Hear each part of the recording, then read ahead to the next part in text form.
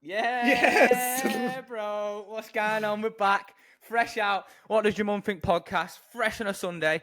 And it's Mother's Day, so big up all the mumsies. Season What a 2 as day. well, fresh out. Archie. What a day to do it on, bro. In hindsight, I we should know. have done a double episode today with mumsies. I know. And I was also thinking it would have been really good if we live streamed this one. But anyway, we'll have to save that one for next year. Coulda, woulda, shoulda.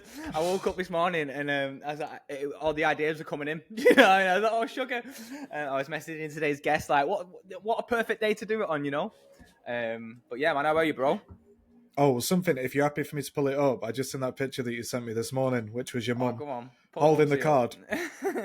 Big up Mumsy if you can see her on the screen. What I'm going to do, I'll do it in post, but I mean, I'm looking at it on WhatsApp right now, but yeah, it says Happy Mother's Day to the best, and it's basically in the What Does Your Mum Think brand. Everything's a fucking project, isn't it, lad? Everything, bro, you know what I mean? So I always design cards for my family and that, and for everyone, actually. I can say this now because this is probably going to come out when he's left, but Ryan's leaving Pearlfisher. He's moving back to the UK. Oh, shit. Yeah, it's killing me. Killing me, actually, bro. Do you know what I'm saying? Yeah, He's yeah. what, you know, like he's a way. really good friend, so I'm gutted. But again, we'll get into that off air. And I'm going to do him a card. But I was talking to him the other day, and obviously everyone's birthday and whatever else it is, I always do them cards, and I've got such a backlog of them all. I might pull them all together. I've got some fucking all right ones, you know. So, pardon my language. I've got some all right ones, you know, from throughout the years. I've just done a nice one for my girlfriend's birthday too. Go on, what were you gonna say? I was just gonna say you did a really lovely one for my son when he was born, and when was that? 2020. So yeah, like 4 years ago. Yeah. Yeah, it's really nice. I'll pull that one up as well. But yeah, man, you should start selling them. Yeah, I know there's something in them. And for Ryan's, like I said, I can say this now by the time this comes out. Hopefully he's, not in a good way, but I think he's left by now. But he loves football, innit? So I'm going to get everyone at Pearlfisher to do their own little football sticker and do it in, them old Premier League books from back in the day where you can. Oh, nice. You know what I'm saying? That is so spot on. from the little I know about Ryan and collectibles as well, as much as everybody else will know from the podcast we did with him, like that's absolutely spot on, innit? I'm gonna see if we can somehow design, and this is maybe one step too far, so if you listen to this, Ryan, and this didn't happen, I'm sorry, bro, but if we can, I'm gonna see if I can get together with a gang and design him like a football Pearlfisher t-shirt or something, you know, like a goodbye gift, like that'd be nice. PF logo. Well, the worst thing would be if in between now and then he changes his mind and then this podcast comes out and then he gets fired. It's definitely happening. I've known for a while, obviously, but it got announced in work last week, so I can say this confidently. But yeah, wishing you all the best, Ryan, if you are listening. I'm sure you are. But yeah, man, we're back, bro. As we have started doing, please like, share, and subscribe. Tell a friend, tell your mum to tell your mum, tell another mum, tell a friend to tell a friend, all that good stuff. Get this out there. We're pushing. Second season's going strong, isn't it? Yeah, it's really good. I'm enjoying this one. I feel like we're finally sort of finding our own stride, and they're just getting better one after another. Yeah, they are. Bro. Yeah, going really well. Yeah. So we've got a great one today. We've got Red Dot Studio. The first time we've got like a studio on the podcast. So I want to get into the ins and outs about what it's like actually running a design agency. You know, like the good and not necessarily the bad, but the adversities that you face with running a design agency. So we've got Christian and Sam on today. We're going to speak to them in depth about what's good. But before we do, check this, what I made last night, bro. I made a clay form of Homer Simpson. Look at it. He's not got the other arm yet. But it's all right, isn't it, bro? It's not bad. Oh, man. That's sick. Yeah, nice. Yeah, nice. What brought this on? So we did like a little thing at work at Pearlfisher. I weren't in for it. I can't remember why I weren't in for the day or something. I missed the evening or something. There was these like clay boxes, so I took mine home with me. And me and my girlfriend was playing with it last night. And I thought I'll do Homer in it. So I did it, and I got really into it. Like that was 4 or 5 hours later. He needs another arm handed, but it's so therapeutic. I love anything like it. Took me back to like school, bro. Like when it was like DT or cooking or whatever it was. I've always been so like fixated on things that just kind of like find a flow state. you know, that I can find with whatever it is, lad. Do you know what I mean? I find myself so infused by it. I guess that's the beauty of those activities outside of work, isn't it? It's like doing the runs, doing the jiu-jitsu, doing the Muay Thai. It just takes you away to that present place, and you have to be super present with, well, especially with like the Muay Thai or the jits. Yeah, I just don't know a little bit, but let's not get into that. No. Well, yeah, man. I know you don't want to get into it, but you have got an ice pack on it. I'm going to break it open anyway. You've got an ice pack on it, haven't you? Yeah, it's killing me. Like, even sat on this computer, even sat at my desk now, I've got like my leg fully straightened out with ice. You know, but we move, bro. You know, minor setbacks, major comebacks. Can't keep a brother down.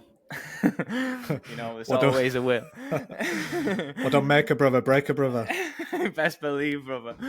Well, don't break a brother, make a brother. Best believe, lad. I'm out here. Is everything all good just on the recording? It looks a bit fuzzy on my screen. It's going like really slow. As long as it's good on your end, I'm sure it's sweet. But it looks awful, but I know that when it comes through, it'll be sweet. It'll be sweet. I think it's just the internet thing, because we're in different countries and whatnot. How was your Saturday? What have you been up to this weekend? Didn't really do much this week because of my knee. Obviously, when you get in, I was going to actually go and get tattooed. Whenever I get an injury at jiu-jitsu or Thai, I struggle taking. I don't not struggle. I just don't want to take time off. I like training every day. But when I get injured, I go and get tattooed because obviously I can't roll around with people and stuff. So I was going to go get a tattoo, but my leg was too mashed up. But I still went out and did a walk. I walked down to 125th and got a few bits for the house, looked at some plants and tried to just do things that are good for my head. And I actually watched last night Final Destination 5. Do you remember them films? Yeah, they're scary. Yeah, they're not scary. Yeah, not scary as such, but they're thrilling, I guess, aren't they? There's a new one coming out. There's like a number 6 coming out. So we watched number 5 last night. Again, I don't want to go back to the 2000s watching the old ones, but watched the latest one just to bring me back up to speed a little bit before we watch the newest one. Like, it's pretty good, you know. It's mad. It's a madness, and it's still to this day why I've never had acupuncture. You can even imagine what happens. I don't even need to. And there's a laser. There's a laser eye bit in it as well. That's what I was going to say. Is that the one with the laser eye? Yeah. Is that the one without destroying it for everybody with the plane crash at the end? Yeah, sure. Yeah. Exactly. Oh, you remember, bro? Yeah, nice. I forgot I'd seen it, and I only remembered that I'd seen it as bits were kind of going on. How was yours? How was your weekend been? Obviously, it's Mother's Day today, so I'm guessing you've been with Shang today and stuff like that. The missus. Yeah. Happy Mother's Day, everybody, to all the mums out there. Yeah, it was good. So Saturday, I took Chenchi's to jiu-jitsu. It's really good. We played a really fun game where we put like a clothes peg on the back of each other's pants. Him and another kid, and they start back to back, and it's like 3, 2, 1, go. They turn around, and they both got to try and get the peg off each other's pants. Nice. And it was really good to just see him like playing, starting to grapple a bit. Yeah. And then today we actually went to a kid's birthday party this morning, which was booked in for Mother's Day as well, so that sort of messed up our day a little bit, but I mean it was still good. Like, we got to go and see the animals and that, but like Shang didn't come with us, so it was a bit emotional. For real? No way. Yeah. But anyway, we move. I saw my mum yesterday and my sister as well. So big up all the mums. I've just FaceTimed mine. It's really hard, you know. Eager just text me. That's why I said Eager then. He's just messaged me saying LFG, so I'm sure he'll be joining very soon. He's in the lobby. I'm ready to pull him in. Man, bring him in. But before we do it, I spoke to mums before. That's something that's really hard being out here. You know what I'm saying? Like, not seeing my mum today. Callum's looked after her, and I've done what I can. Obviously, designed that card that I showed you before, and other bits. And I was on FaceTime to her before for a couple of hours, but. Yeah, it's a tricky one. I love my mum. It's tough. Like, just even from London to up north, and you guys are separated by water now. Not to rub it in further, do you know what I mean? But anyway, let's get back to the design and the podcast. Should we bring him in? Let's do this. I'm excited for this one. Oh, the boys! How we doing? How are we? Evening, afternoon. How are we doing? Happy Mother's Day. Happy Mother's Day. Thanks so much for doing this on Mother's Day. Look at how good the studio. Yeah, you're all good. All good. Can hear? I'm just going to have a little sound check. You can hear us clear. We can hear you. Everything's sweet. The studio looks banging. It is. Oh, nice. We tidied it up because we knew we had guests. Oh, bless you. You know what I mean? Just saying. I say this on every podcast. Right, I've just started getting like a bit of a bits and bobs wall going on behind me. Michael's is still minimal, as one likes to say. You know. But that's what I want mine to be like yours. You know what I mean? I remember when we went around yours, Eager. I don't know if you still got them, but you had loads laid out in your house as well, innit? Have they made it into the studio? Most of them are here now. Yeah. Nice. Good to kind of fill the place up. Oh yeah, it's lovely. Very nice. But listen, welcome to the What Does Your Mum Think podcast, guys. And like I said, thank you again so much for doing this on Mother's Day, on a Sunday, finding the time, all that good stuff. And we'll be super excited to get you on. So big ups. It is. Well, thanks for asking us. And right, straight away, we always like to take it back to the beginning, obviously. I know a little bit about you both, but I'm going to act like I don't for the listeners. So take it back, both of you. What was that kind of first bit of design that you remember noticing? Like, what was the catalyst for where you are today? Okay. Yeah, you can tackle this. It's a weird one, isn't it? You kind of think about this quite a lot, about what sort of started you off in this kind of world that we're in, that we work in. I think it was, it's like all of the cliches about just wanting to be, art being the favorite thing at school and everything like that. But I think it was, I remember hearing about graphic design, being a graphic designer when I was about 13 or 14, and it just sounded good. I liked art. I liked kind of design technology. I liked making stuff. And I like the sound of being a graphic designer. But I think it was like all the kind of advertising as well. It was not just kind of pure graphic design. It was all the kind of witty advertising of the 90s when we were kind of growing up. That was just brilliant. That sort of that brilliant thinking and that kind of really simple ideas that really appealed. And then I basically, once I knew I wanted to be a designer at about 14, it was just like, okay, what's the quickest way to get there? So I didn't bother with A-levels. I did a BTEC, which is a kind of an alternative direction for getting onto a degree course. So I did a BTEC in general art and design, which is a bit like a kind of do anything you want, kind of creative. It's a bit like being kind of, all sorts of art. You can kind of do animation, you can do illustration, painting, and a bit of everything. So it's a really good introduction into design. And then that was basically, I did that so that I could just get straight to art school essentially. And then that was the kind of the beginning of the proper design career, I guess, going to Norwich School of Art and Design. Sam, what's your story? Nice. My mum was, still is, a printmaker and artist. So I was sort of immersed in that world and quite early on. And I think she always sort of steered me that way, encouraged drawing all the time. I actually wanted to be a sculptor for a while. And I used to do some crazy things with like scrap metal. There's a fridge in my mum's garden at the moment that's got arms and legs coming out of it. Very weird. But my mum would encourage crazy stuff like that. And I think I always had a similar. I had a bit of a scrapbook of advertising that I loved. And so I'd cut out like silk cut adverts and some like Mark Denton stuff that I've still got to this day. Yeah. And I think even when I was 15, I did my first paid logo for a mate's band. So I think from early on, it's like, oh, I get to draw and I can be paid for it. This is for me. Yeah. Yeah, it's great, isn't it? It is that design thing, but it's also that sort of witty thing. I think that's kind of where that sort of inspired what we do today. Is that it's that kind of, it's not just pure Swiss graphic design. It's kind of slightly different kind of discipline, really. Yeah, all the stuff that strikes a chord with me makes me laugh a little bit. Yeah. And some of the stuff is a little bit, oh, they're getting away with it and they're having fun and they're getting paid for it. That's great. Yeah, I definitely prefer the warmer stuff as opposed to the super dry. Yeah. Very recently, everyone's always been telling me for years about watching Mad Men. And I guess through my career, I've gone through a place of like starting at uni and being like, cool, I want to work on all these big, massive brands. And then being like, oh no, I want to be like more boutique and work on these smaller brands. So then watching Mad Men again more recently and being like, I want to just work on the big, massive brands again.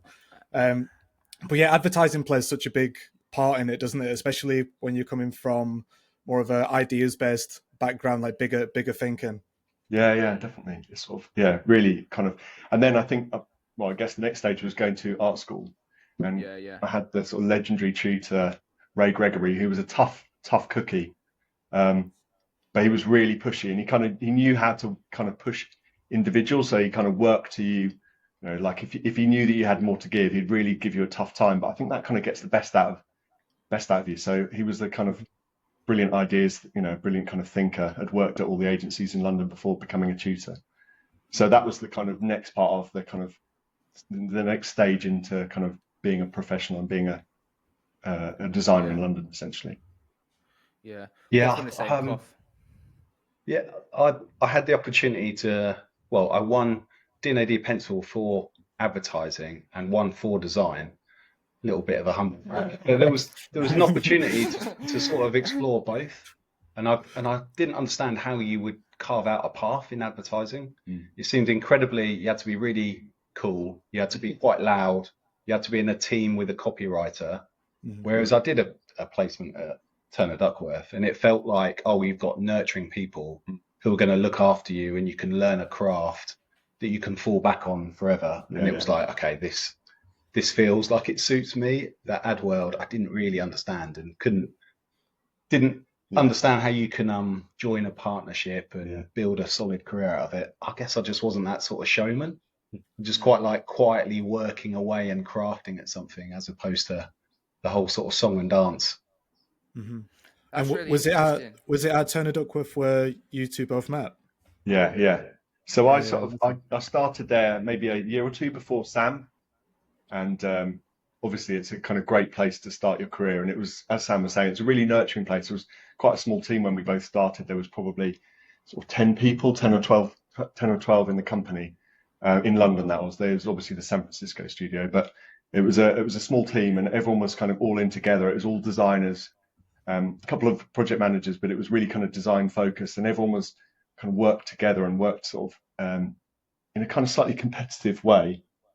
But it was a really good kind of atmosphere. It's that same thing where it was really like competitive that pushed you on, kind of helped you kind of, everyone was sort of in a kind of friendly rivalry the whole time. I love it. Thrive in them places. Iron sharpens iron.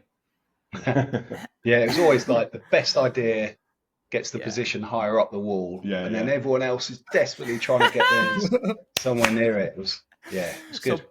So back then, I remember that obviously Bruce Duckworth used to have a say, didn't he? And he was designing alongside you. So what was that like? So sat around a table with Bruce and everyone just chucking their ideas down.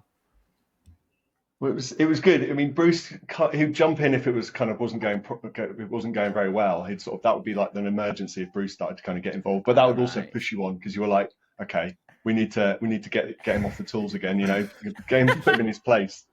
But it was always you would have crits where we'd all go into the kind of meeting room and present our work to kind of around the table, and we had quite a good little team, and we're all sort of about the same age, and we were desperate to kind of prove ourselves.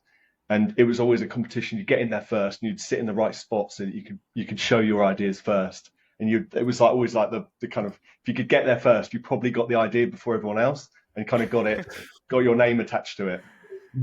Yeah, I can remember being so intimidated because you're just working with people that are a lot better and quicker than you right at the start of your career. So I'd work the weekend just so that I had a decent idea, and that sort of fear of your ideas on the table. And sometimes you'd be last and you just see all this brilliant work on the wall, and just like your heart would sink because yours wasn't a patch on some of the stuff on the wall, but it was good. You'd sort of get a design beating, go away, get sharper, keep going. It was good. Really good atmosphere. And like and there was always that thing. Bruce always had this sort of method where he'd kind of go, that's the one, that's the best one we've got so far. You lot have got to kind of catch up with that. And it was like a real kind of like, if yours wasn't that number one, you'd just go away. You'd be like, you want to get out of the crit as soon as you could get back and start working on it, or think of something better. And it always just felt like, here's the brief, what's the best answer?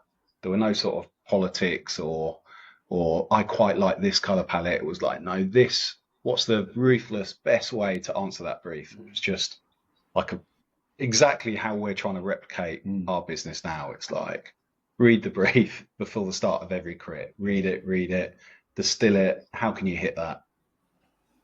Mm-hmm. Oh, I love it. I love it. So building up before we get into the specifics of running Red Dot Studio, we're going to connect the dots for you today. You know what I'm saying?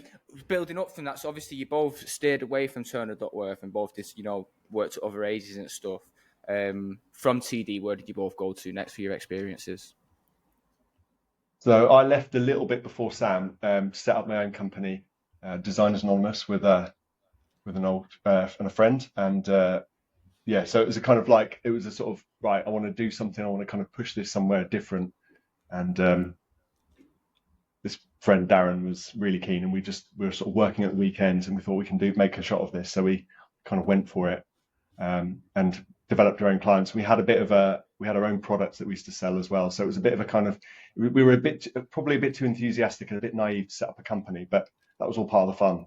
So we had our own products that we used to sell in the Design Museum and various other places, MoMA and Selfridges, which was great fun. Which did really well. I'm going to cut in. Do you know you know what he's talking about, don't you, Michael? The the mug, the thingy mug, the thingy with the paint dripping down for the tape. Yeah, the artist mug. Yeah, and that's still being sold right today. Yeah. So there was a lot going on. It was just like naive, young, enthusiastic designers just trying to make a design company, and we had some good fun and did a lot of work. So that was where I went initially. I went to Wilmsbury Ham, which was fantastic, and learned so much from the sort of three founders there. And Fiona Curran was sort of my creative director and showed me the ropes. But yeah, really, really brilliant place to learn your craft. And then from there, I went to the partners and Greg Quentin, Jack Renwick kicking me into shape. It was like really brilliant people to work with and learn from. And then after that, a little bit of Unreal, which was more advertising, and then Pearlfisher. So some really brilliant places, and I've picked up so many great contacts from there that as soon as we sort of set up, we made an effort to take loads of these great people out for lunch and just pick their brains on how to make it work. And yeah, we've been really lucky because of the network we've built. Yeah. I think that's the difference between my first experience in running a design company and running Red Dot, is that we just had more experience, more connections, more of a network, and more people to kind of just lean on, because we just had been in the industry for longer, and that's a kind of something you realize is actually really valuable. I mean, it's obvious, and it's kind of it's kind of the kind of natural thing to do is to kind of reach out and kind of make connections, but actually you can kind of forget the obvious stuff quite often.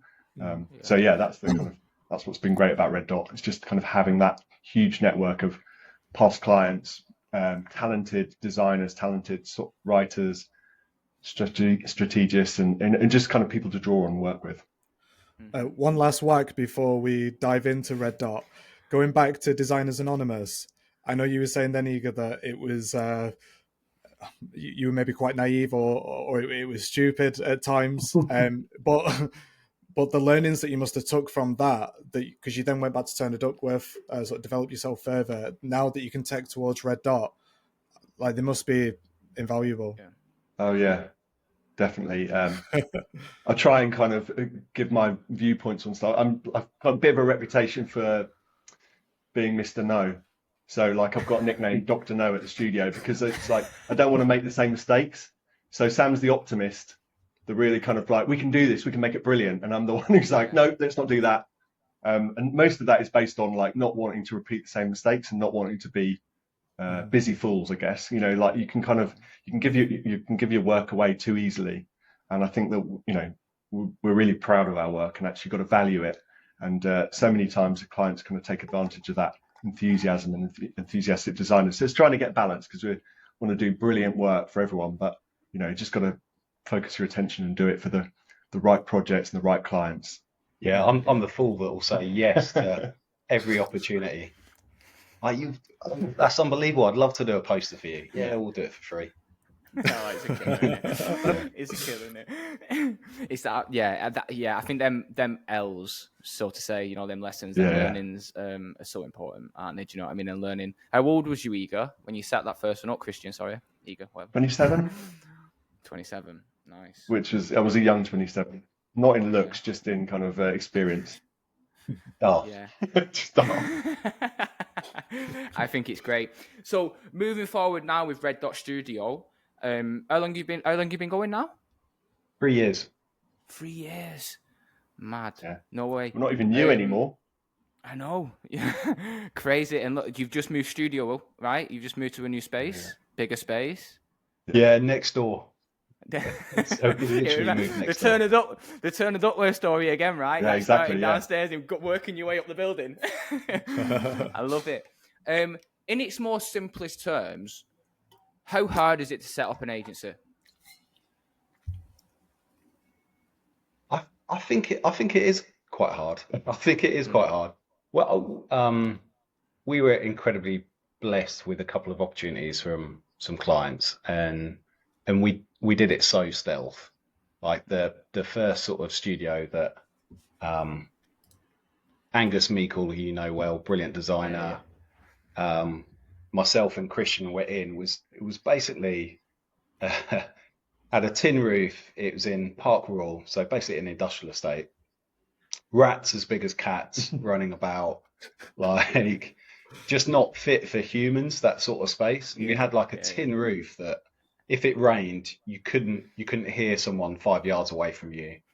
If it was hot, it like absolutely amplified it. There were holes in the walls, but we kept it quite stealth just because we didn't know if there was going to be any work 2 weeks down the line. But we worked long, we worked hard, and we just kept trying to do a good job that would lead to more work and more work. And gradually you can just see that the projects start to line up a little bit further, and then you can get another designer, you can move studio. But yeah, the first year there's a few hard yards, and if you can get past that, you know, fingers crossed, touch wood, you can get into a decent place. Yeah, it's definitely I mean, I think that there's something exciting. I mean, Sam and I are both the same. We're like really excited about the opportunity, and I mean, Sam always references the kind of freedom to do it yourself, and so that kind of makes up for any kind of, you know, there's a kind of energy and a kind of like an adrenaline that you're running on the whole time, where it's exciting. It's kind of could just all go wrong overnight. You know, you don't know. We still don't know now how much. Like we can see a couple of months down the line, 2 or 3 months down the line, but beyond that, we don't know. We could be out of business, but yeah, touch wood. You keep doing a good job. You keep kind of over delivering. Well, not too much, and then you kind of, and then that sort of snowballs. And if you do a great job for a client, they're just more than willing to recommend you to the next person. And that's what's happened so far. It's just that kind of reputation that we're trying to build and trying to kind of maintain, doing great work, and that seems to be working so far. And is that what's kind of like happening with new business at the minute? It seems to be like a chain reaction. So from that, and then you know what I mean, you're doing one bit of work from one client, and then it's kind of being passed on. Or are you actively doing new business? You're like looking, searching for new business like weekly and stuff.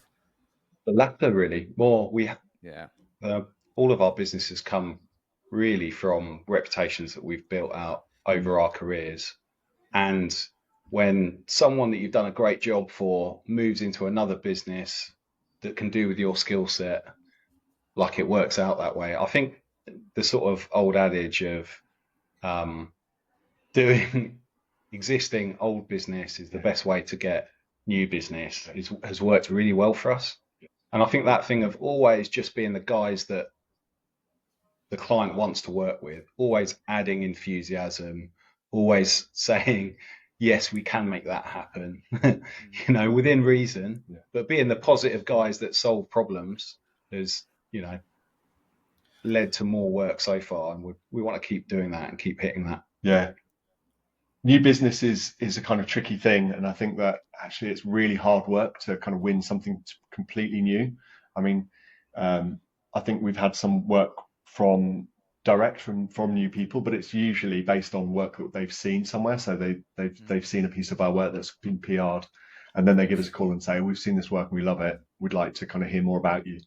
And that's just easy. If someone comes to you directly because they like something you've done, it's just really easy versus a cold call or kind of someone that you fancy working with, because you're just trying to kind of create something out of nothing, which is really, really difficult. So I think, doing that kind of is keeping your clients happy and working with existing clients and just doing a new job. That's where it all kind of opens up from. And Yeah, controlling the controllables a little bit as well. Do a great job, and then build a great case study, and then get it out there, and then hopefully someone sees it and wants another one. You know, that's like, you can control that bit of it.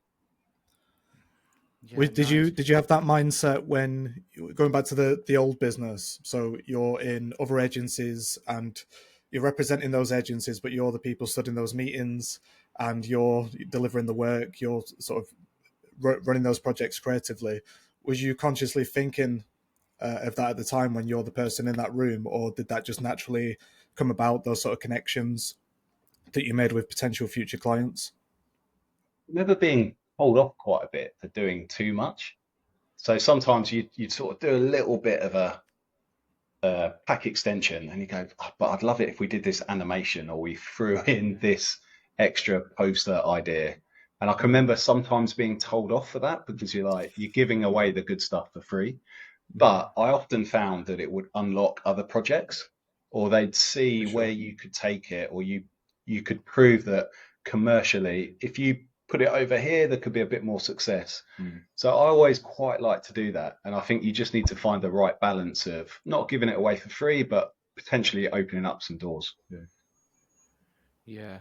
I remember it being very much like that at TD as well, you know. Yeah. You know, where you can kind of play with, you know, when you wait. I think the bigger the budget as well and stuff like that, I think you have a bit more time to do it. I think it's when you're working with like tighter budgets in it and like tighter times where it gets a little bit capped, I guess, or where it can do, I guess. Do you do many pitches? Do you pitch on stuff? We've never done a free pitch. Yeah. And I don't want to. I mean, I'm from the school that just thinks it devalues what we do. I think we've won a couple of paid pitches, but there was enough money in it to keep us ticking and making sure that we're moving along as a business. I mean, my view is don't do it because it just drags everyone down. Yeah, I agree.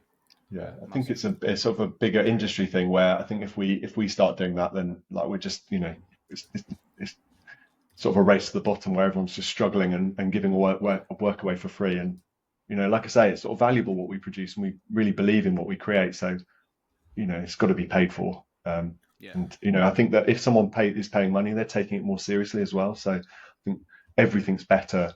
You're putting more effort into it and more time and more energy, and they're invested as well. So I think it kind of makes more sense to kind of do it that way.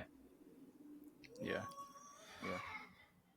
And on that, what does Red Dot stand for? So we read the tagline, which is design that's easy to understand. That's a tricky one. To forget.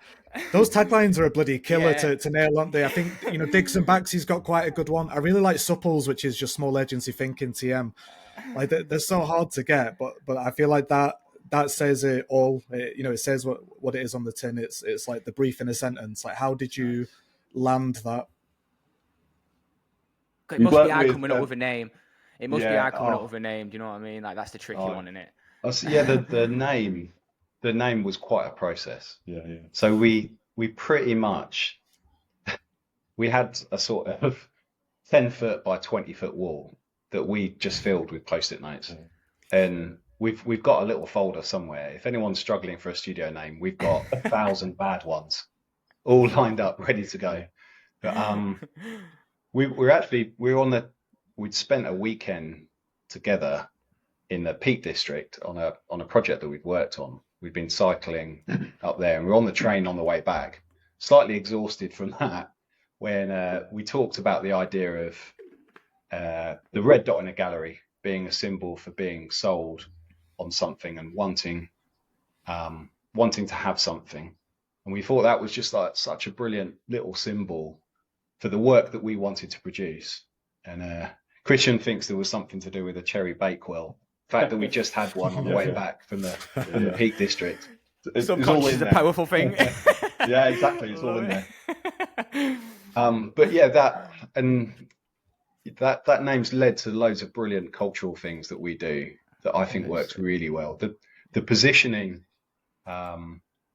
was also a process of distilling and refining. And we worked with a few people to get to it. Yeah, definitely. I think that, like, because when you're starting a company, you don't know what it's going to be. You've got an idea of where you'd like it to go, but it doesn't exist until you start doing the work. And your reputation is based on the work that you create and the clients that you work for. And you just don't have those when you start. So it's a bit of a kind of a tricky one, and you don't know. The name sort of can help define who you are. So it was a bit. I remember that journey when we were talking about art and talking about creativity, and we liked the thought of being kind of hands-on. There was lots of names around kind of craft and making things and creating things. So that kind of gallery approach was really based on that thinking. And there were a few names that were similar, but that one just seemed to kind of resonate. And just the fact that it was a visual thing as well, we quite liked the fact that it was just a kind of, when you say red dot, you can picture it, which is just a nice kind of visual thing as well, a nice connection. The logo was nice and easy as well. Yeah. And it gives you a nice play in it. So you've done some great stuff for Christmas. We like the wine bottles that you did. I love the football stuff that you did. Do you know what I mean? And it lends itself to applications really nicely and effortlessly. And I think the tricky thing with that is I always remember someone telling me about like the way like Tom Ford and like clothing brands and stuff always have like just a sans serif face, and it's the clothes that make the noise, right? It's the expression of the clothes on the runway. It shouldn't be the logo that's taken necessarily away. And I guess it's similar with the design agency thing, right? Your work is what people come to see. Your logos is just a reinforcement of who you are, and having that little thing in there that you can just flex is nice, isn't it? Yeah. I think that's it's true, because that was all part of that conversation. We sort of feel like, actually, when sometimes you want to go to the website and see the work, and everything else kind of disappears behind, like a gallery, and that idea of like the work comes to the front, and you don't get confused with like, oh, is this their work or what's going on here? It's clear that all the work that you've done for your clients is really visible and really apparent. Yeah. It's always reminding me of at the summer exhibition, the guy who always puts an extra red dot every year. Yeah, it gets me. I was just thinking now while we're on this call, like I can see a little red dot in my corner which says that we're recording. So if you ever starting a podcast, well, that one's done as well, isn't it? So yeah, it's nice. It's got legs. As we'd say. I love it. And so alongside, go on, sorry, Chris. Oh, and I was just about to say, that you talked about the kind of our approach to design, there, easy to understand and hard to forget, is part of it, and that was quite a bit of work to get there. But I feel like it's so right for us now in the way that we think, the way that we believe work should be, that I can't think that we'd ever change that. Don't know what we change it to, but it wasn't the first thing we came up with. We had sort of a few ideas around sort of simplicity, but then we were worried about it being simple and sort of basic or cheap. Yeah, and sometimes that might not align to the brief. We wanted to produce something that ultimately takes people with you. It communicates. That's what we do. We're not fine artists. We bring people with us and we communicate, and we want to do stuff that you remember. We know that commercially, that's what you want to do. You need to log into people's heads. Really, really happy with it, and it's now a great way of judging work that you put up. When you put some work up on the wall, and the designer's talking too much about it, they start to get a little bit lost. It's because they don't quite understand it themselves. And you can just sort of leave it there and go, sorry. Yeah, I love that, Sam. That resonates so much. So alongside building the right name and creating the right name, obviously you need to build the right team too. And I guess that can be a tricky one as well. So when hiring, and when building the right team for your agency, what do you look for, and like what are you, whether it's a student portfolio, or whether you're hiring seniors, I guess it's the same level of thinking, right? We Angus, the talented Angus Meikle, was with us from day one, and he's got the brilliant approach. He's a brilliant designer. He's hardworking. He just kind of gets it, and he just fits in really well, and just kind of understands how we work. And it's sort of been a case of trying to find other people that kind of complement the team as we're going. And I think we just want people who are really passionate about what they do, and are on that same journey with us. And what's great is that because we're still a kind of relatively new company, we could say, look, we're on the journey, we're learning together. Are you interested in being on that journey with us? And kind of what can you bring? Yeah, and the designers that come here have got the opportunity to shape us, shape the culture, shape the work that we want to produce. And so it was the three of us for quite a while, and then we employed Hannah, and it was like, okay, we want someone who's got brilliant, ruthless ideas and has got an awesome work ethic. And so she hit that, and that's become now what we look for. And it's interesting because it's now more about who Angus and Hannah want to work with. It's about building that sort of team, that the guys, that the juniors that they want to work with going forwards are the next that we add to the list. So we got those guys to select the next designer, James, and it feels like you start to build a nice cohesive team when it's like, okay, yeah, I really want to work with this person. I can see how they can add energy to the crits that we're in. They're thinking about things in the same way, but not exactly the same way, if you know what I mean. Like, you complement each other, and you're not afraid to be challenged on your ideas or have interesting other ways to look at it. So you end up building a similar team to we had at Turner Duckworth when we first started, where you're just trying to do that. And it's really interesting when you've got people looking at it in different ways and there are different personalities. I think what I'm conscious that we don't do is build sort of designers underneath us that are exactly the same as me and Christian. Yeah. We want people with different skill sets that challenge our way of thinking, and that don't have old tired eyes, that have got new incredible inspiration that they bring to the table. So yeah, it's really exciting. I think that's one of the things I'm sort of so into, is just watching how the team evolves and grows. And I think that's the chance to sort of build other careers and set other people up with a brilliant portfolio of work that hopefully does them proud throughout their career, is just like, that is where it's at as you get older in your career. Yeah, love it. Set the bar in it, do you know what I mean? Yeah. I love it. The great rooms to be in, do you know what I mean? And yeah, nice. Yeah, absolutely. There is that kind of, like Sam says, there is that thing about the kind of, it feels a little bit like the early days of Turner Duckworth, where there's a kind of, everyone's in competition, but they're kind of respectfully so, and they actually enjoy when then the new person starts and they're kind of, they've got someone else to kind of challenge them and push them on. So that's good to hear. Well, that's what they're selling us anyway. I love it. Nice. That's sick. How many of there is you now? How big are you? 6, 7. Well, there's 7 of us with our. There's a bit of permalance as well, so I'd say 8. Nice. 7 officially, nice. 8. Yeah. And then we always have interns. Yeah, nice. That's great too. Yeah, which is again the same thing. It's just good to have some like fresh. It's like dropping in a new like team member every couple of months, and they just bring a different dynamic, and they bring a different energy, which is really good to see. And it's just, hopefully they enjoy it. They seem to, and it's just kind of nice to kind of mix it up with the kind of core team who are all working together, and then there's someone else to kind of bring a new way. Love it. Sick. Go on, Michael. Yeah, I like how you knew I was about to speak. So we sort of touched on old business, new business, and now we've built our team. How do we then decide on the clients that we work with? Like how do we build I guess how do we bring in a project that is what is right for Red Dot Studio, and how do we turn away clients as well? Do you turn away? Yeah, I mean, I guess it's a way of like. We have there's some you sort of price out. There's some you sort of like, okay, it's sort of all right, but there's a commercial opportunity, but maybe there's not a creative opportunity. Mm-hmm. And so it's got to work for one of those, and you can price the jobs accordingly. I think I'm really interested in. I want to share the work that leads to the new work. Yeah. So I want to project the case studies that will hopefully catch the next awesome project that we're lining up. And we're constantly having conversations in the studio about, what would we like to work on? And it's, is there a football club that needs a whole new rebrand? If there is, please drop us a message.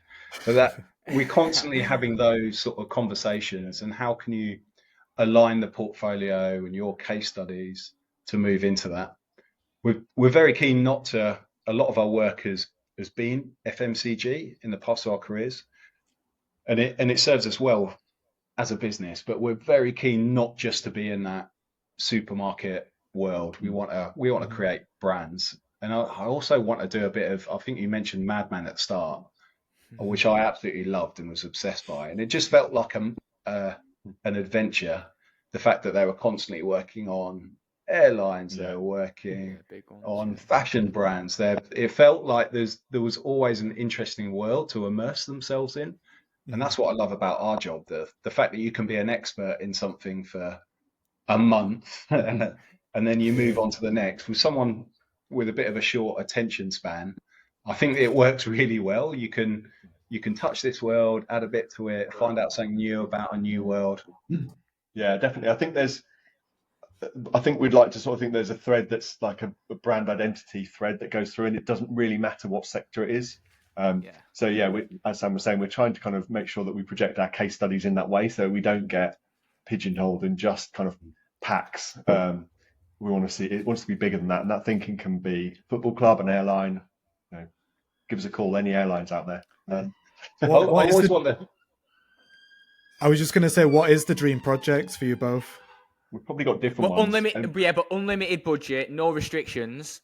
Like, what would it be?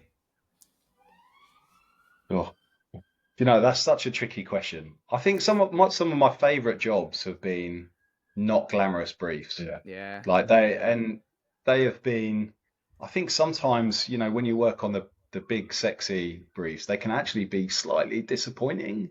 They can be because there's already a world that you're sort of imagining. I really love the ones where you've just got a mundane object, but just with a lovely little nugget or story about it that elevates it from everything else in that marketplace that you can celebrate and elevate. I think it's really tricky, that sort of dream brief, dream job. Yeah.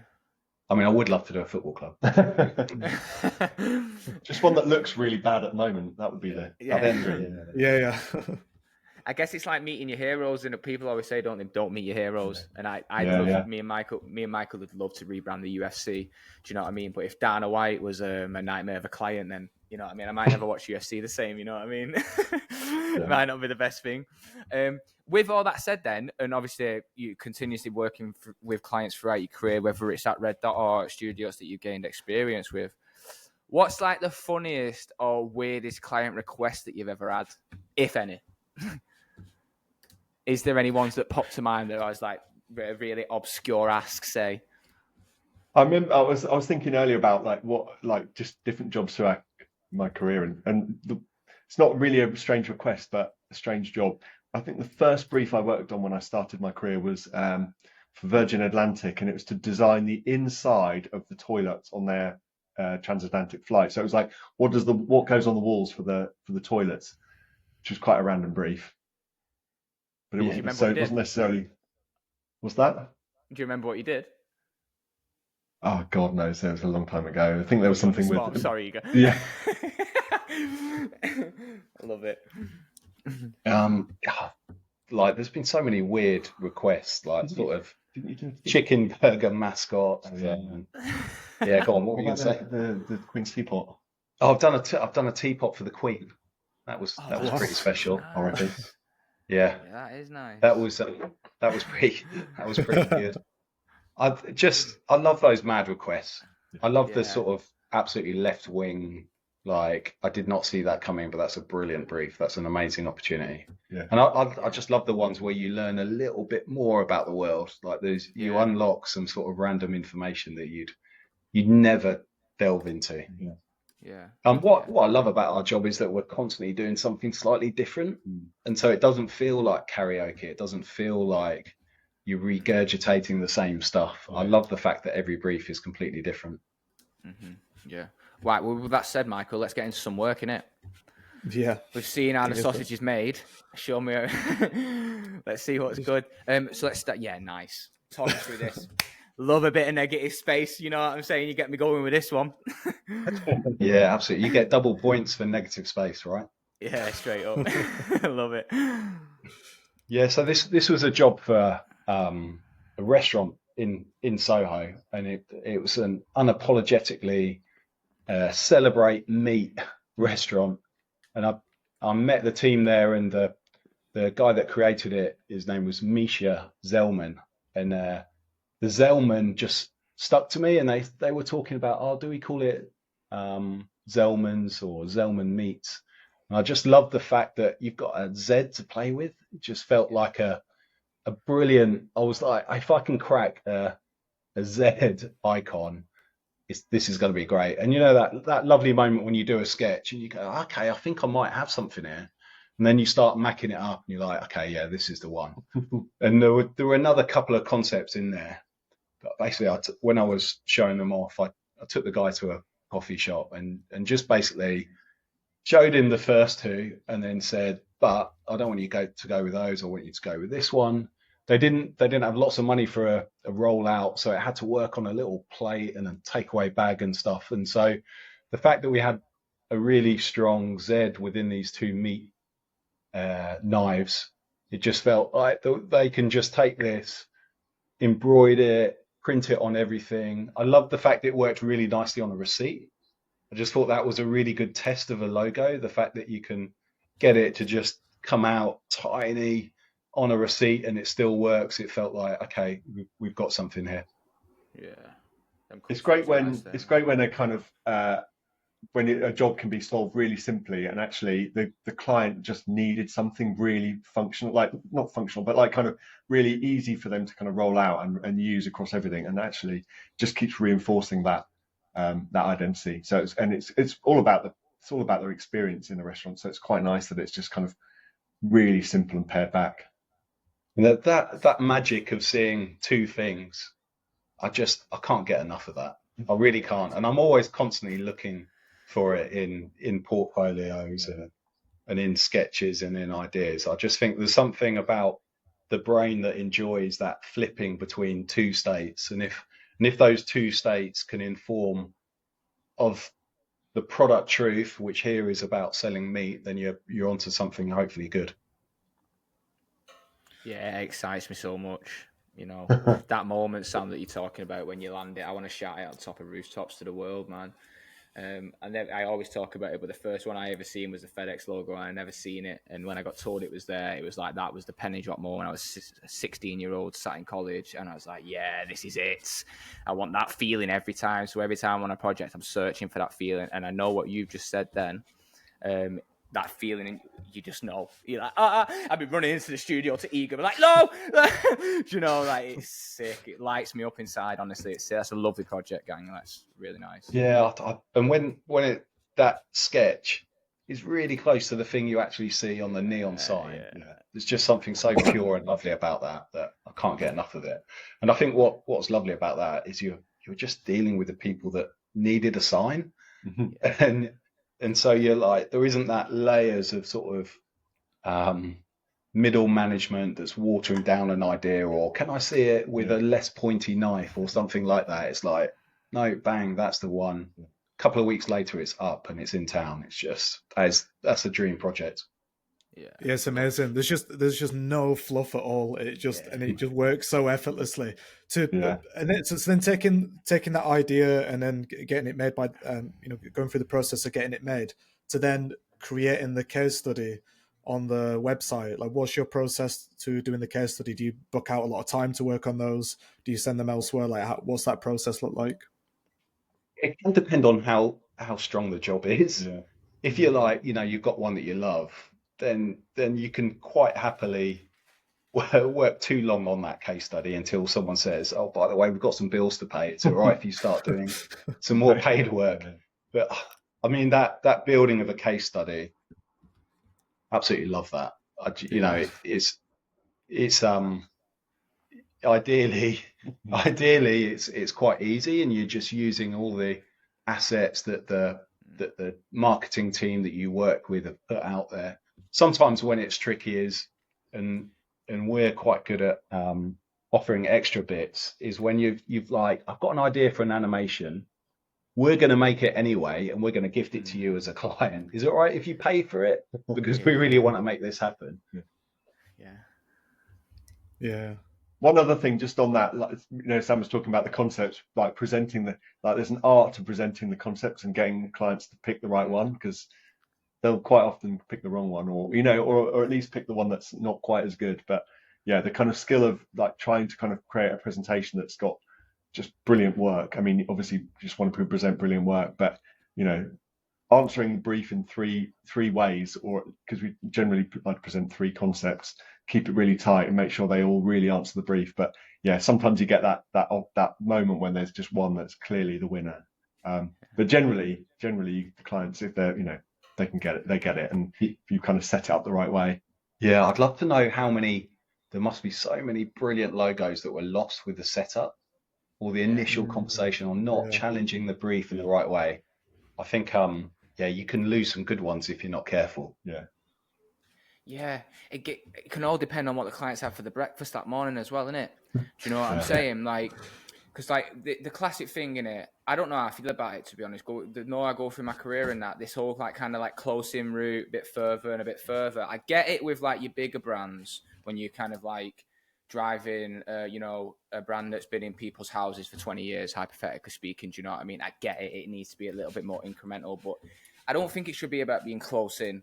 I just think it should all be, every one of them should just be stellar. You know what I'm saying? But obviously, dialing into different bits of the strategy or whatever weighs in, completely different. But then fixating on the order, because if you're in your head and you show the first one and then it's like the client's like, oh my god, this is and the third one you think's the answer. Should you show it in reverse? You know what I mean? Again, it's like, how do you drive that? Yeah, I think a good question before you present it is, do you want this one to go through? Yeah. Like, do you want that red dot on it, or do you want this one to be the case study? And I think if you don't, take it out, do a better one, like edit. Yeah, that's definitely the thing, isn't it? It's making sure that you be happy with whatever they go for. Which is definitely what drives us on in the kind of concept stage. Just like, if they, sometimes we've got 4 concepts and we're like, should we show 4? Is there any that are weaker in here? Let's just get rid, make sure it's as tight as possible. Yeah, you're always really torn as well, because someone's worked on it for 2 weeks. But then you're like, okay, but what if they pick that one? You'd actually be gutted because you've got a better one there, haven't you? So let's cut it down. Let's keep it to 2 or 3. Did you show Zellman 3, or did you just show him the one? Showed 3 concepts. I did. I didn't have the bravery, but that's I wanted to keep the client. I was probably scared of that. Oh, knives are a bit pointy, aren't they? Me and Michael were saying one shot kill red dot. You know what I mean? I wonder if they ever go in with just one killer idea, and it's like that's the one. You know what I mean? But I love it. Solid piece. That could be the setup. That could be the setup for concept number 3 every time. Okay, this is the one shot. This is the killer. I love it. Let's do nice rice, Michael. Yeah, this would be a good one to hear through, because without signing an NDA, apologies, but I did have a tiny little scoop on the inside of this. Yeah. But yeah, please tell us. Sheps knows this one, doesn't he? Only a little touch of it, though. Only a little touch. This is nice. So, nice rice. This was a new brand, so a new brand creation for a lovely client, Fergus, who wanted to set up a company that had a kind of positive impact in some way. And the team discovered that there's a different method of farming, of producing rice that has a lower impact, better for the environment. So the way that this is grown reduces the emissions by 50% and reduces water by kind of gallons. So it's really positive. It's got really positive output. So that was the kind of brief. It's like, okay, the brand's going to be called Nice Rice. It's got a really positive impact, but obviously trying to launch a new brand in the rice aisle is kind of challenging, because it's kind of a riot of color. It's a kind of complicated. Well, to launch a brand that's trying to do something unique and different, and show people a new way, it is a tough challenge, because obviously it's a kind of a full complicated aisle and lots of choice and lots of established brands. So the concept was really about trying to strip it back and trying to cut through by doing less. So by you can't out color the aisle, the shopping aisle, because it's already all of the private labels, all of the established brands, kind of like so much color. So by kind of stripping it back to black and white, and that kind of black and white is also a kind of metaphor for the brand and the way they talk. So it's a kind of like, we're straightforward, we're going to cut through and we're doing something different. And then the logo is based on this asterisk, which really kind of starts to inform and talk about what is nice, what does nice mean, and what does it mean for consumers, what does it mean for the environment. So that becomes a device that's used throughout the brand to explain what nice means and what is the difference this product is having. So yeah, quite simply, it's nice rice. It's rice done better. So not only is it better for the environment, but I think if you go further down, there's the packaging. But yeah, so it's better for farmers as well. So because of the way that it's grown and manufactured, they buy directly from the farmer, so that farmers get more money. So it's better for them. So it's all around a kind of more positive impact on the kind of industry, and the idea is that they kind of push the other brands on, because suddenly the bar is raised and other brands have to adopt this new style. It's kind of showing the way and showing that brands can exist. But then the other part of this is that when he was launching this brand, to try and launch a brand they launched in Waitrose, which is kind of an incredible achievement to kind of launch a kind of brand new brand in a kind of major retailer. But obviously you can't, if you kind of launch a new brand, you have to kick someone else out because they can't create new spaces. So they have to kind of chuck out another rice brand. So it had to be great tasting as well. So he's won Great Taste Awards for the product. So it's a really great brand. He's got a great, better tasting, better for the environment. And then, the farmers that actually produce the rice get more money. So it's just such a great brand to be associated with. And they're kind of B Corp and really started to make a difference, which is, it's great to work on brands that do have that positive impact. I just love how the name works on shelf. That sort of lineup of walking along an aisle and it feels like the side of a NASCAR because everyone's just shouting for attention. Just having that white frame and get that name up nice and big just really punches through. I love that sort of test on the shelf of creating difference about how can you get it to stand out when everyone else is doing a certain language. How do you do something completely different to just draw the eye? And then the little design detail, obviously, for the designers out there, the serifs on the typography match the rice grain. So just a little detail. Come on, I didn't miss that, Eager. Do you know what I mean? It's lovely. It's very nice. It's come together really well. Obviously, I worked on very early days. I didn't touch it. It didn't look like this when I was doing it. Do you know what I mean? Yeah. I think mine was full of colour and all this other stuff. But yeah, it looks great. Is it doing well then? Yeah, Fergus is popping. Yeah, he's pushing. It's going great. Yeah. He's launching flavoured rices. So yeah, he's doing great. I think it's on the growth the whole time. So yeah, really positive. And, he gives us regular updates. And we're developing new flavours with him as well. So yeah, nice. It's a great brand. Yeah, lovely. Yeah, nice. Again, I think projects like this, the reason we wanted to speak through it, it's these are the projects that help you sleep at night, right? You just you know what I'm saying, no, absolutely. And actually that's a good point. We're when new jobs come in, we do actually kind of have a conversation because we're all in together, constantly having conversations about should we be, is this brand good? Should we be working on it? What does everyone think? Because a couple of times we've had inquiries where you're just not sure whether you should be doing it, and so we have a discussion around the table like, is this something, like you say, you can sleep will you be able to sleep at night if you work on this one? And I think it's really important to kind of have that eye on it as well. When you kind of take a new project on, it's got to work for everything really.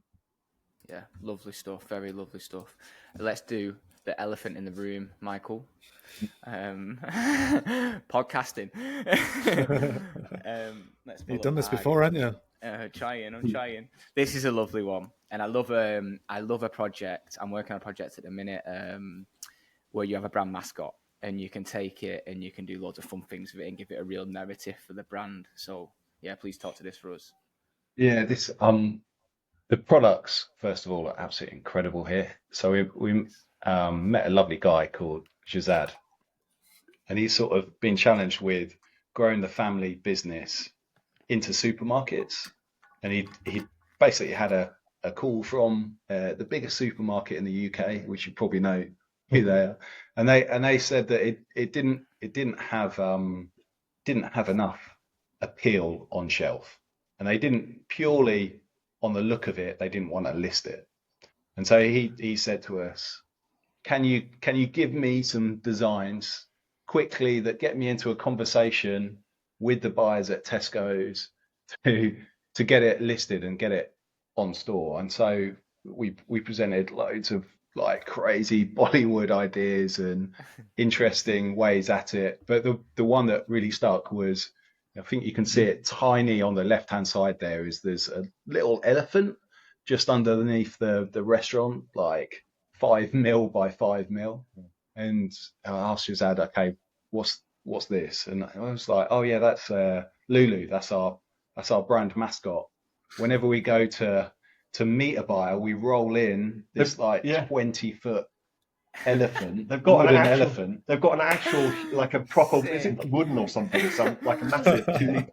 It's the size of a transit. Yeah. And they take it to pictures. And so we love the idea that Lulu could be on these crazy adventures, and because the loads of the products have interesting stories. So the one you're looking at there, tikka masala, actually comes from was invented in Edinburgh. So we love the idea that, okay, this poor elephant is ended up in Edinburgh. Oh, it could be raining, and you just build like this fun world out of the products. And see the rest of them. Yeah, nice. Sorry, man. There's some really fun ones where you just get. We love the fact that she's constantly informing and going on a bit of an exploration of their products across the whole portfolio, and it just became a really fun thing to bring to life. There's one here that I absolutely love, is on the motorbike. So I think that one was a bit of a challenge for the illustrator. So it's the sort of thing you sketch out really badly, sort of like a fish on a bike, and we're like, go on, see what you can do with that. And we worked with an illustrator, Mathilde, sent her that as like a half-baked idea, and she came back with a brilliant version of an elephant riding a motorbike. Come on. Love it. I love it. Listen, I'll be getting it tattooed. Yeah. And the design kind of takes inspiration from stamps. We like this idea that it was like kind of authentic recipes from India, in Bradford. So just that kind of little detailing and styling that kind of holds it all together and gives a kind of bit of a, kind of a lovely look. And then just using those colours that just kind of vivid and just pop off shelf. It was such a contrast to their kind of previous design, which was just all of the products were just black with this kind of weird little detail of colour. So like, right, let's invert that and just have a kind of really colourful, exciting range, because there were about 19 products or something. 19 products. Yeah. And I think the previous ones were like a colour change and a type change. And we wanted to build a strong, cohesive brand, but we wanted every product to have a bit of joy and fun to it. So I think that's where Lulu doing weird and wonderful things, like the fact she's asleep on the clothes sign, I love. Like there's just joy to be had in every little touch point. Yeah. It's also the sort of Bradford story to this became fun as well. So on the back of pack, I actually went up to one of their restaurants up in Tadcaster, up in Yorkshire, and the guys that are serving you had like a really cool mix of Indian and Bradford lingo as they were sort of serving you, and that became like quite a fun language thing on the back of pack. So that sort of mash up between the two cultures was lovely. Yeah, banging and reek tasty, and like it just became like a fun language game as well. Yeah, I saw that on the front before, like banging curry in 15 minutes. It's really nice, isn't it? And it's so nice to have that mascot to play with. So rather than looking for, oh bloody hell, like how do I symbolize this shop being closed with some symbols and like graphically show it, and just using the illustration again of Lulu to play up these moments, like you said, it just adds this layer of fun to it. I love the stamp as well. How it's like we love that clash between Yorkshire and India or Pakistan. They've got products from both countries, and so there's like a white rose hidden within the iconography where you also get the spice symbols. So that that sort of weird clash between the two became quite a fun thing to play with. Yeah, that's wicked. Guys, I know we're keeping you very long here, but have we got time for one more? Wait, Yeah, another bring it thing on. to mention on go on. that, I love how you've considered the mandatories as well, and I know that, you know, Christian Eager, you know, them little things. If you just scroll back to the packaging, Michael, how you've considered the great taste icon and balanced it out with the other side. I think them things are lovely too. Do you know what I'm saying? Yeah. I love it. Yeah, it was tough. That was a last minute thing as well. They said, "Oh, can you put these two things on there?" It's like, oh my god. Yeah, it was one of those things when I want to shout a bit more on the pack. Okay. Yeah. So the next one we wanted to pull up is the act of treason, and I think what we really like about this as well is that, you know, it's not come from like the witty little idea of the, you know, the two knives making the Z, or this mascot that there is to play with. I guess from the understanding of like this image, it's like come from a moment which has been captured. But yeah, like please tell us more about this one. Michael, it's not come up on my screen, that. Well, then you don't know what I'm talking about then, do you? Give me a sec. Nah. It's all good. I'm going to give Michael some work and he can probably chop this little bit out. I'm just going to check before we do start talking. You're all good for another like 10, 15 minutes, guys. Is that all right? Yeah. You sure? Yeah. Thank you again for doing this. definitely. Solid. Thank you. Sweet. I'm gonna do this, Michael. So I'm gonna do this, Michael, so it's easy for you on cut. Nice one. Thanks. Thanks for giving me a section to cut out. But yeah, I'm sorry. Go ahead. This is such a lovely project to work on. So this is Australia's first agave spirit. And when you say agave spirit, it's basically a tequila, but you can't say tequila because it needs to come from Mexico if it's a tequila. And the simple idea here was about the ripping up this agave plant and taking it south of the equator, so to Australia, ripping it out of the earth and taking it down under. So super simple idea, and we loved celebrating that sort of moment of treason, that thing of uprooting it and growing it in Australia. And I was lucky enough to be over in Australia to see these tiny blue Weber plants grow. So they start off a couple of inches and then they grow to sort of 2 foot by 2 foot. Really lovely project. The name itself sort of talks about that sort of dead of night sort of deal done on the back of a truck in a sort of farm where these guys have sort of betrayed their country and given away tequila to the Australians. But we sort of underpin that because there's a really lovely story about putting money back into the farms of Australia and protecting the coastal region that it's grown in. So it's near Airlie in Australia, which is quite a sort of barren area. The farmers have had a really tough time with fires, and this product is going to create employment there, and the money from some of its sales is going to go into protecting the Great Barrier Reef. So there's some lovely language to play with in terms of treason, but actually it's doing a really great thing for the region. Yeah, it was really interesting when we started working on this, because they were developing the brand. You know, we kind of worked on it from a really early stage, and because they were waiting for the plants to grow, there was quite a long period of time before it launched, wasn't it? So it was kind of it was really like we presented loads of concepts, and it kept kind of getting more, tighter and more refined as we went along. But it was a really nice process where we were working with the client, just kind of refining this and getting this sort of attitude, because they were trying to kind of, to Sam's point, it was like it's treasonous and it's kind of, it's about kind of disrespecting the kind of origins of the tequila product, but then it's done in a kind of thoughtful sort of friendly way. So it was sort of like working out how edgy to make it and how much it should be kind of like disrespecting the origin of tequila, and how much it should be kind of just a kind of a bit of an interesting story about this thing. So it was really nice to kind of work with them over probably a year, kind of from the first presentation to the kind of finished labels. Well, I love that we executed this as a proper lino cut to print with, and when we finished it, we got some prints made and shipped them over to Australia. There's a few little Easter eggs in there as well. So within the dirt next to Australia, you've got, as that dirt's flying up, you've got the contour of the Australian map, and on the other side, you've got the same with Mexico.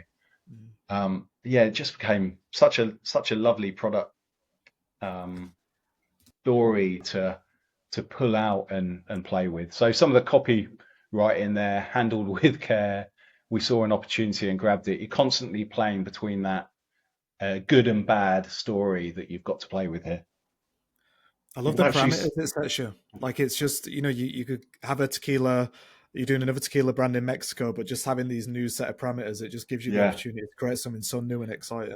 Yeah, it felt like an absolutely mad project to be working on quite early on for our studio. Yeah. And there were lots of sort of calls at midnight with Australian clients, but it felt fun because the project was so brilliant, and you're always sort of, okay, but it's all going to be worth it when you've got this bottle of tequila at the end of it, out of the project. And I'm hopeful to go and visit the farm at some point and drink as much of it as I can.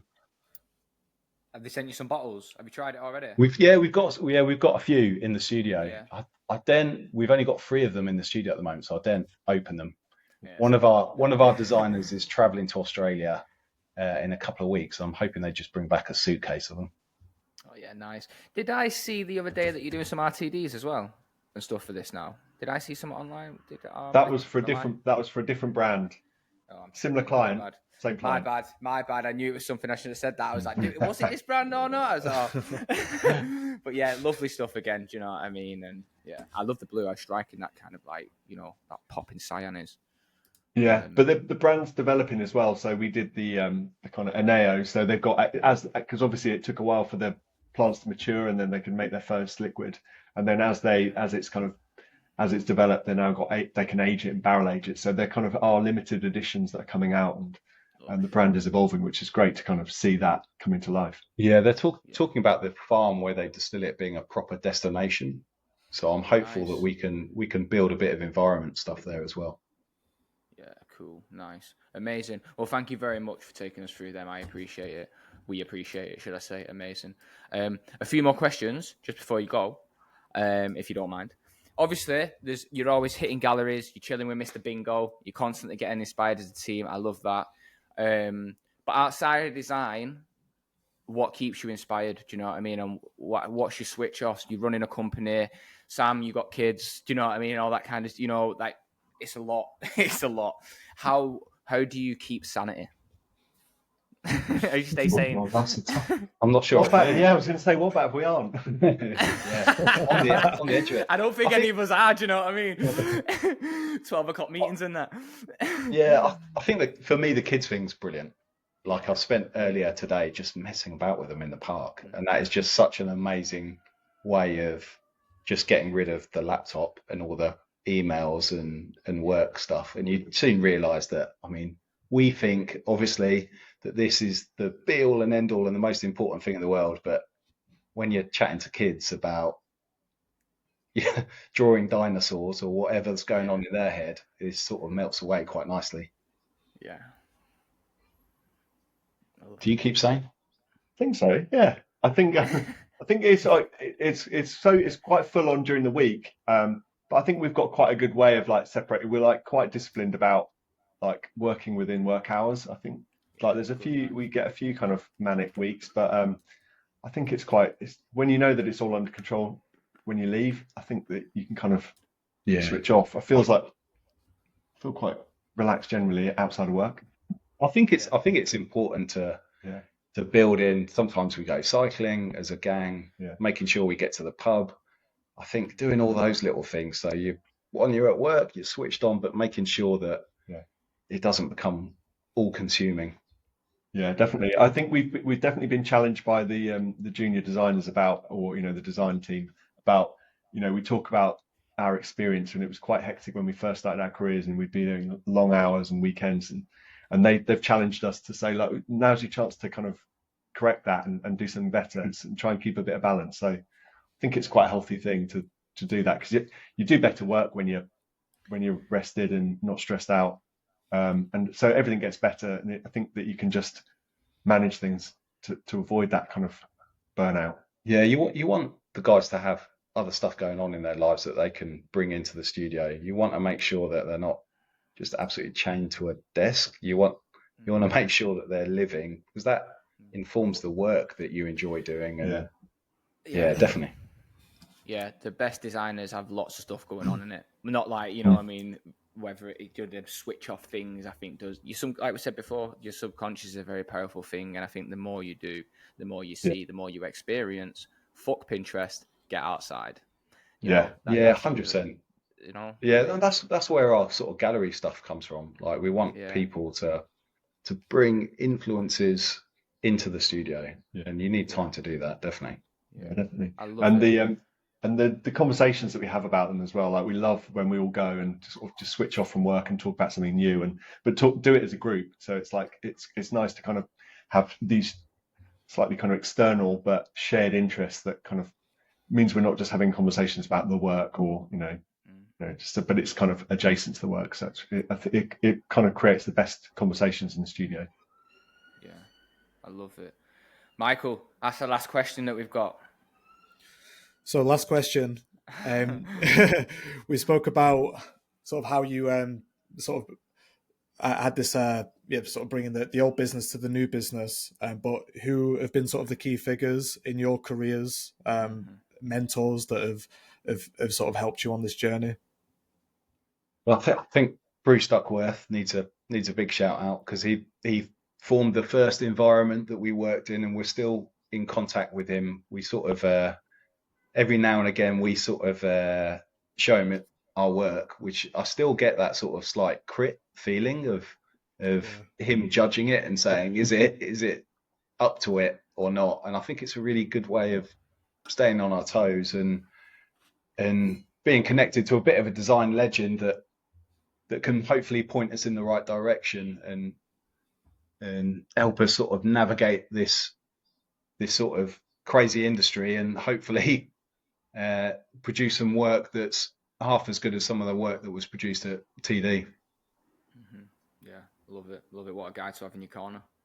Yeah, he's definitely a champion. He's kind of, we still get, like Sam saying, we still get anxious about showing our work to him, but we know he's on our side, which is really good. But you know when something's not quite hitting the mark, though. He doesn't say anything, but you know it. Yeah. I love it. Oh, listen, I can't, honestly, I speak for both of me and Michael. Thank you so much for doing this today on Mother's Day, for traveling into the studio, for doing it late at night, everything, and talking us through all that. It's lit me up inside, you know what I mean? I'm smiling, my cheeks are hurting all the way through. Say this to Michael every time, you know what I mean? Like, my cheeks are hurting. I really appreciate you. And again, just to give you your flowers again, Christian, like, you've always been my mentor from day one when I started at Turner Duckworth to now, you know what I mean? You've always been there, and I appreciate you, and thank you. Cheers. You've always got loads of energy. That's a valuable asset. I love this shit as you do, and it's the thing that gets us up in the morning and stops us sleeping at night, especially when you're doing 12 o'clock calls. So yeah, I think it's a shared passion. So we're good. Yeah. Thank you so much, guys. I think me and Christian are probably going to dip off and probably spend about an hour digesting and debriefing all of this on a Sunday night.